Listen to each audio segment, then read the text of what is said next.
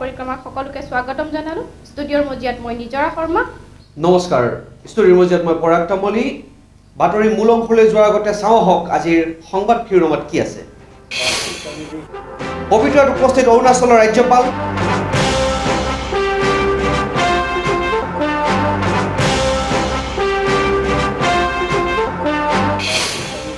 মায়াগত নিৰ্বাচনী প্ৰচাৰ চলালে স্বাস্থ্যমন্ত্ৰী ডক্টৰ হিমন্ত বিশ্ব শৰ্মাই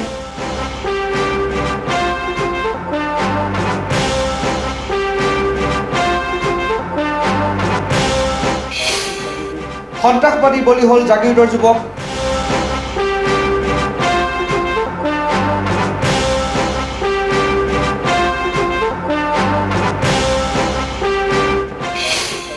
আৰু নিৰ্বাচনী বতাহৰ মাজতে জাগিৰোডত ৰঙালিকা দৰাৰ প্ৰস্তুতি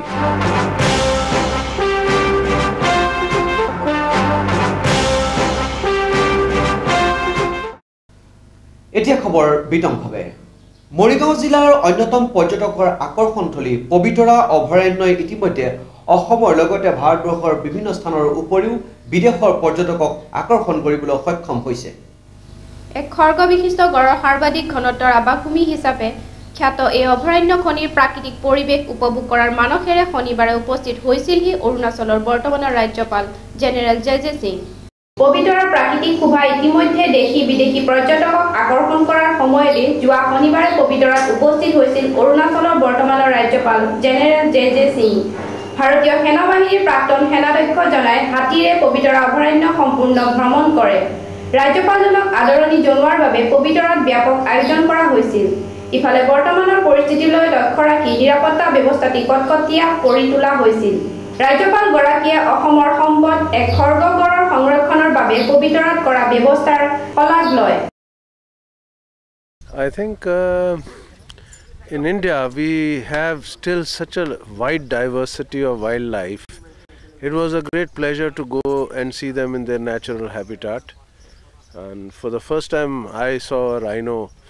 a number of rhinos, small ones, mothers and males in their own natural habitat. It was a great experience. Yes, I think this is a very small wildlife sanctuary, but it has got a potential to be developed into something on the lines of what we see in Africa.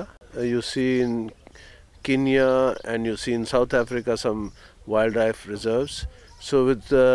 I think proper protection and preventing cattle which are domesticated going into the wildlife sanctuary, because I was told that the cattle can transmit some diseases to wildlife, so those cattle could be prevented from going, plus some more varieties of wildlife could be added to this place which will only enhance its beauty more. We liked it very much, the whole experience going on the elephant. কিন্তু সমান্তৰালভাৱে ঘৰচীয়া অনেক জন্তুৰ বিচৰণ ভূমিলৈ ক্ৰমাৎ পৰিৱৰ্তন হোৱা পবিতৰাৰ বিচৰণ ভূমিত বনৰীয়া জন্তুৰ বাহিৰে অন্য জীৱ-জন্তুৰ প্ৰৱেশত বাধা আৰোপ কৰিব লাগে বুলি মত দিয়ে নিৰ্বাচনী বতাহে ইতিমধ্যে গা কৰি উঠিছে মৰিগাঁও জিলাটো নিৰ্বাচনৰ প্ৰাৰ্থিত্ব আগবঢ়োৱা প্ৰতিটো দলে নিৰ্বাচনী প্ৰচাৰ অভিযান তীব্ৰতৰ কৰি তুলিছে এইবাৰ নগাঁও সমষ্টিত তিনিকুণীয়া প্ৰতিদ্বন্দ্বিতাৰ বাবে আগবাঢ়িছে শাসকীয় কংগ্ৰেছ দল বিজেপি অগপ মিত্ৰজোঁট আৰু AUDF দল কংগ্ৰেছ দলৰ নিৰ্বাচনী প্ৰচাৰৰ বাবে মায়াঙত আয়োজন কৰা এখন নিৰ্বাচনী সভাৰ যোৱা সোমবাৰে উপস্থিত হৈছিল প্ৰথমবাৰৰ বাবে স্বাস্থ্য আৰু পৰিয়াল কল্যাণ বিভাগৰ মন্ত্ৰী ডক্টৰ হিমন্ত বিশ্ব শৰ্মা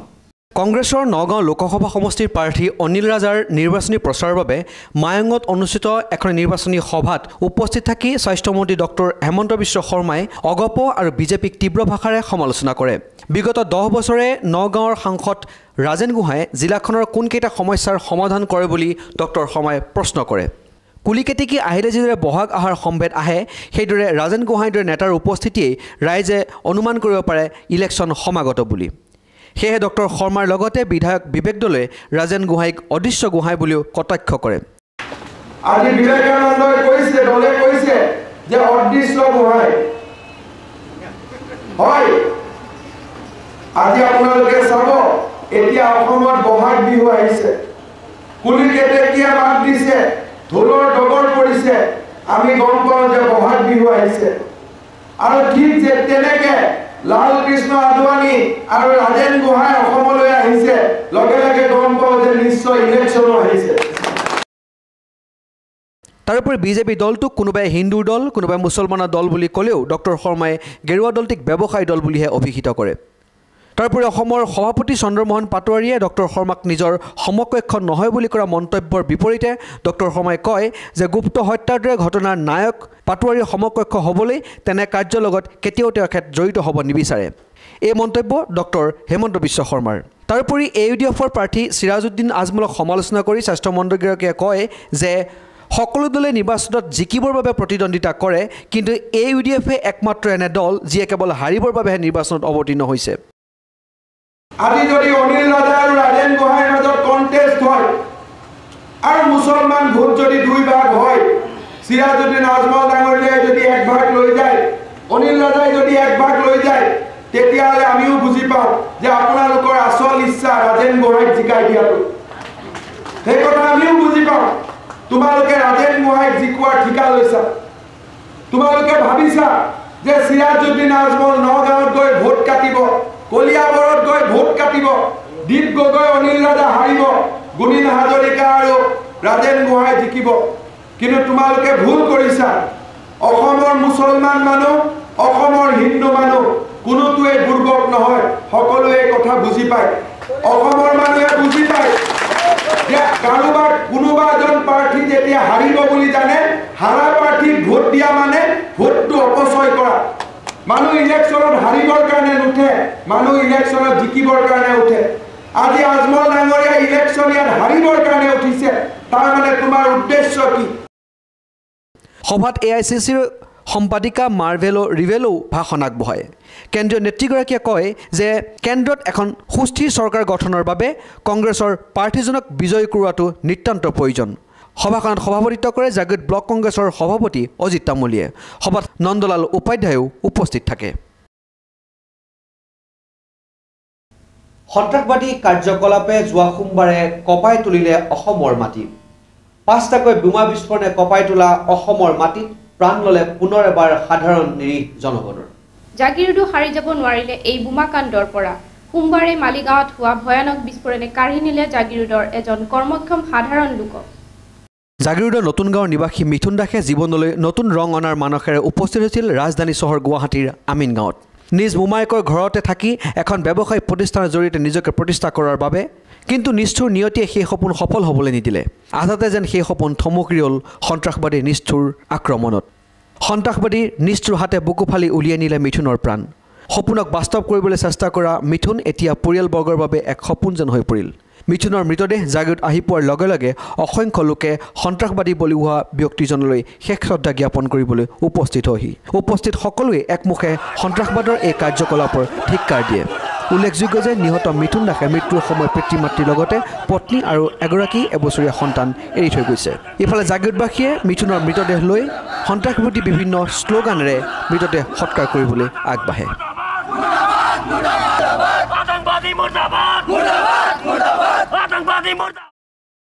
সাধাৰণ শ্ৰেণীৰ জনগণৰ জীৱন ধাৰণৰ মান উন্নত কৰিবৰ বাবে কেন্দ্ৰীয় চৰকাৰে বিভিন্ন আঁচনিসমূহৰ ব্যৱস্থা কৰিছে কিন্তু এই আঁচনিসমূহৰ বাবে আবণ্টিত ধন প্ৰকৃততে সেই শ্ৰেণীৰ জনসাধাৰণে পায় নে নেপায় নে এই ধনৰ অধিকাংশই যায় পঞ্চায়তৰ সচিব সভাপতি তথা বিডিঅ'ৰ দৰে আমোলাতন্ত্ৰৰ জেপলৈ এই কথা ৰহস্যৰ ভেদ হ'ল অলপতে ডিমৰীয়া উন্নয়ন খণ্ডৰ হোৱা এক কেলেংকাৰী ৰহস্যৰ ভেদৰ জৰিয়তে ডিমৰীয়া উন্নয়ন খণ্ডৰ খণ্ড উন্নয়ন বিষয়া কেইজনমান পঞ্চায়তৰ সচিবৰ বিৰুদ্ধে অলপতে সুচাৰ হৈ উঠে আন্তঃ ডিমৰীয়া ছাত্ৰ সন্থাৰ উদ্যোগত এই কেলেংকাৰী প্ৰতিবাদ স্বৰূপে এক বৃহৎ প্ৰতিবাদী সমদলো আয়োজন কৰা হৈছিল ডিমৰীয়া উন্নয়ন খণ্ডত 2007 আৰু 2008 বৰ্ষত আবণ্টিত ইন্দিৰা আৱাস যোজনাৰ গৃহ নিৰ্মাণত হোৱা বহু লক্ষাধিক টকাৰ কেলেংকাৰী উন্মোচন কৰি উন্নয়ন খণ্ডটোৰ বিষয়া কৰ্মচাৰীৰ বিৰুদ্ধে কালি ডিমৰীয়া অঞ্চলত বহুকেইটা ছাত্ৰ সংগঠনে 5 শতাধিক লোকৰ সহযোগত এক তীব্ৰ প্ৰতিবাদী কাৰ্যসূচী বাহিৰ কৰে সমদলকাৰী সংগঠনসমূহে অভিযোগ কৰা মতে ডিমৰীয়া উন্নয়ন খণ্ডত 2007 আৰু 2008 বৰ্ষত দুখীয়া দৰিদ্ৰ লোকসকলৰ বাসস্থানৰ বাবে আবণ্টিত ইন্দিৰা আৱাস যোজনাৰ ধনসমূহ 2008 চনৰ মাৰ্চ মাহতে মুকলাই দিয়া হৈছিল যদিও বহুতো গাঁও পঞ্চায়তৰ অধিকাংশ ঘৰ এই পৰ্যন্ত সম্পূৰ্ণ কৰা নহ'ল যোৱা ডিচেম্বৰ মাহলৈ 90% ঘৰৰ নিৰ্মাণ কাৰ্যই আৰম্ভ হোৱা নাছিল যদিও যোৱা 29 ডিচেম্বৰত আন্তঃদিমৰীয়া আঞ্চলিক ছাত্ৰ সন্থাই খণ্ড উন্নয়ন বিষয়াগৰাকীক ঘেৰাও কৰাত তেওঁ 31 জানুৱাৰীৰ ভিতৰত নিৰ্মাণ কাৰ্য সম্পূৰ্ণ কৰা হ'ব বুলি প্ৰতিশ্ৰুতি দিছিল কিন্তু এই ঘৰসমূহৰ বহুতো নিৰ্মাণ কাৰ্য আজিকোপতি আৰম্ভ নহল তাৰোপৰি যি সংখ্যক ঘৰৰ নিৰ্মাণ কাৰ্য আৰম্ভ হৈছে এই সমূহৰ বহু গৃহত নিম্ন মানদণ্ডৰ সা-সঁজুলি আৰু সা-সামগ্ৰী ব্যৱহাৰ কৰাৰ লগতে বিসংগতিপূৰ্ণভাৱে নিৰ্মাণ কৰা হৈছে তাৎপৰ্যপূৰ্ণ এই যে খণ্ড উন্নয়ন বিষয়া মৃগাংক চৌধুৰীৰ নিৰ্দেশত উন্নয়ন খণ্ডটোৰ বৰুৱাবাৰী গাঁও পঞ্চায়তৰ সচিবজনে ইন্দিৰা আৱাস যোজনাৰ গৃহত বাঁহ আৰু তৰ্জাবেৰেৰে ঘৰ সাজি এক নতুন ইতিহাস ৰচনা কৰিছে বুলি ছাত্ৰ সন্থাই অভিযোগ কৰিছে আজি পৰ্যন্ত কিয় ঘৰসমূহ সম্পূৰ্ণ হোৱা নাই তাত আমি গভীৰ ৰহস্য গণ পাইছোঁ এতিয়া ঘটনাটো হৈছে কি তেওঁলোকে ঘৰসমূহ এনেধৰণে বনাবলৈ লৈছে যে বাঁহ আৰু তৰ্জাৰ বেৰেৰে তেওঁলোকে ঘৰসমূহ বনাবলৈ লৈছে ওপৰৰ ফালে টিনৰ চালখন দি পেলাই 4টা খুঁটা দি পেলাই ফাউণ্ডেশ্যনটো গাঁঠি পেলাই এই এনেধৰণে নিৰ্মাণ কৰা ঘৰসমূহ কোনখন ইন্দিৰা আৱাস যোজনাৰ অধিনিয়মত অন্তৰ্ভুক্ত হৈ আছে আমি পঞ্চায়ত বিভাগলৈ প্ৰত্যক্ষভাৱে প্ৰশ্ন কৰিব বিচাৰিছোঁ ইয়াৰ বাবে পোনপ্ৰথমে দায়ী আমাৰ যিজন খণ্ড উন্নয়ন বিষয়া মৃগাংক চৌধুৰী তেওঁৰ সৈতে মিতিৰালি কৰিছে স্থানীয় বিধায়কগৰাকী আৰু স্থানীয় বিধায়ক অকণ বৰা সমাজ কল্যাণ মন্ত্ৰী অকণ বৰা আৰু লগতে তেওঁৰ সৈতে আমাৰ যিসকল পঞ্চায়ত সচিব আছে বিশেষকৈ বৰুৱাবাৰী গাঁও পঞ্চায়তৰ সচিব ৰাজ বৰুৱা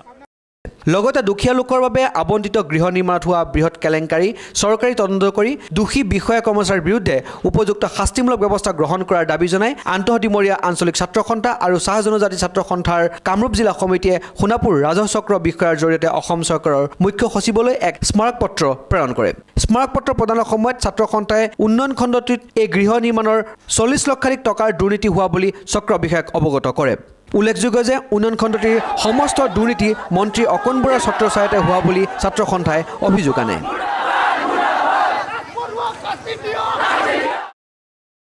নিৰ্বাচনৰ প্ৰাক মুহূৰ্তত নিৰ্বাচনত প্ৰাৰ্থীৰ হকে আৰু বিৰোধীৰ বিপক্ষে প্ৰতিটো দলে আন্দোলক কটাক্ষ কৰাটো যেন নিয়মত পৰিণত হৈছে বিশেষকৈ বিৰোধীক কটাক্ষ কৰি ৰগৰ কৰাটো যেন প্ৰতিটো ৰাজনৈতিক নেতাৰ স্বভাৱৰ দৰে হৈ পৰিছে আহকচোন কোনো স্বাস্থ্যমন্ত্ৰী ডক্টৰ হিমন্ত বিশ্ব শৰ্মাই অগপ বিজেপি আৰু AUDF দলক ৰগৰ কৰি দিয়া ভাষণৰ কিয় দংশ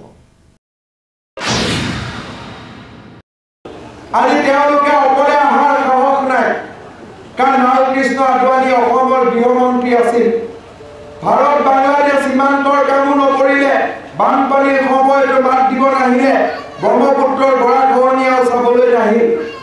গৃহমন্ত্ৰী থাকোঁতে তেওঁলোকে পাহৰি গৈছিল যে অসম নামৰ এখন দেশ আছে সেইকাৰণে আজি তেওঁলোকে অকলে অহাৰ সাহস নাই আমাৰ ওচৰত সেইকাৰণে লগত লৈ আহিছে হেমা মালিনী তাতে আকৌ ভুল কৰিলে ৰাজেন গোহাঁই ডাঙৰীয়া আদৱানী ডাঙৰীয়া আপোনালোকে যিগৰাকী হেমা মালিনীক লৈ আহিছে তেওঁৰ লগত কম্পিটিশ্যন কৰিব পৰা তাতকৈ ধুনীয়া ছোৱালী মোৰ মায়েঙত আছে মৰিগাঁৱত আছে আপুনি বুজি নাপায় আপোনালোকে অসমৰ সম্পদ দেখা নাপায় অসমৰ ছোৱালীক আপোনালোকে দেখা নাপায় অসমৰ মহিলাক দেখা নাপায় আপোনালোকক হেমা মালিনীক লাগে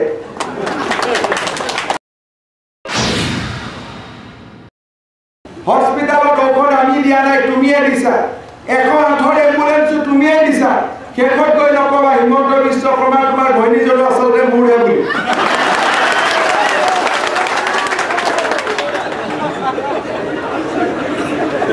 কাৰণ বেলেগৰ ঘৈণীয়েকক ধৰি লৈ যোৱাৰ আগত উদাহৰণ আছে এইটো কোনো নতুন কথা নহয়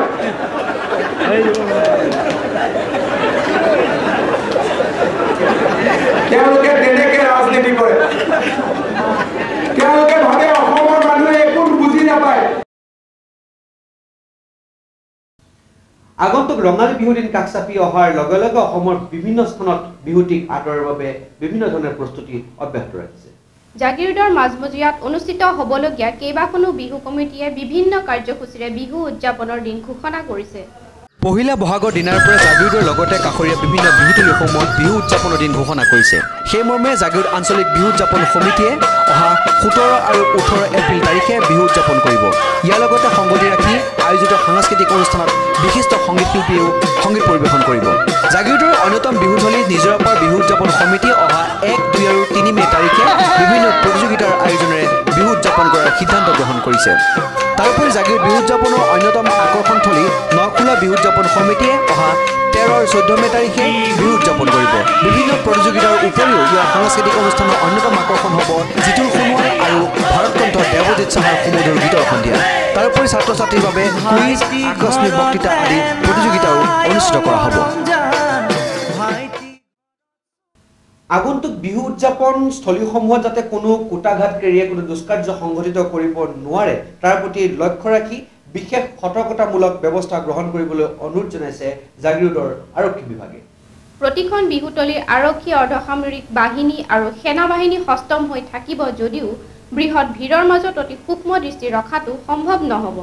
সেয়েহে উদ্যোক্তাসকলৰ লগতে স্থানীয় প্ৰতিজন নাগৰিকৰ সহায় সহযোগিতাৰো প্ৰয়োজন হ'ব।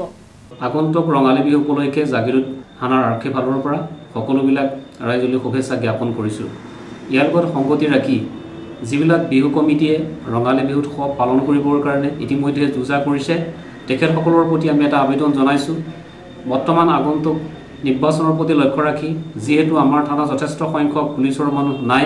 সেই সন্দৰ্ভত আমাৰ ফালৰ পৰা ল'বলগীয়া সাৱধানতাৰ বাহিৰেও প্ৰতিখন বিহু কমিটিয়ে যাতে যিবিলাক জনসাধাৰণে গোট খাব তেখেতসকলৰ কোনো যাতে সন্দেহযুক্ত বেগ টোপোলা আনি মানুহৰ মাজত থৈ নিৰীহৰ জনসাধাৰণক হত্যালীলা সংঘটিত কৰিব নোৱাৰে। তেখেতসকলে নিজস্বভাৱে বেছিকৈ ভলণ্টিয়াৰ নিয়োগ কৰি সকলো দিশত চোকা দৃষ্টি নিক্ষেপ কৰিব লাগিব। বৰ্তমান দেশৰ পৰিস্থিতি পৰিপ্ৰেক্ষিতত আমি তেখেতসকলক বাৰে বাৰে অনুৰোধ জনাবলৈ বিচাৰিছোঁ তেখেতসকলে যাতে আমাৰ বিহু কমিটিত বিহু ফাংচন চলি থকা সময়ত কোনো ধৰণৰ বিশৃংখলতা সৃষ্টি নহয়, বিশেষভাৱে নজৰ দি আমাৰ যাতে ৰঙালী বিহু উৎসৱ সুকলমে পাৰ কৰে তেখেতসকলে আৰক্ষী প্ৰশাসনক তেখেতসকলৰ ফালৰ পৰা পৰ্যাপ্ত পৰিমাণে সহায় সহযোগ আগবঢ়াব বুলি মই তেখেতসকলক অনুৰোধ জনাইছোঁ। আজিৰ সংবাদ পৰিক্ৰমাত ইমানে। পুনৰ লগ হ'ম অহা সপ্তাহৰ একে চেনেলৰ একেটা সময়ত। জাগিৰোড, মৰিগাঁও তথা কাষৰীয়া বিভিন্ন অঞ্চলৰ খা খবৰসমূহৰ বাবে চাই থাকক জেচিচিৰ সংবাদ পৰিক্ৰমা প্ৰতি বুধবাৰে সন্ধ্যা আৰু বৃহস্পতিবাৰে পুৱা। পুনৰ লগ হোৱাৰ প্ৰতিশ্ৰুতিৰে নমস্কাৰ।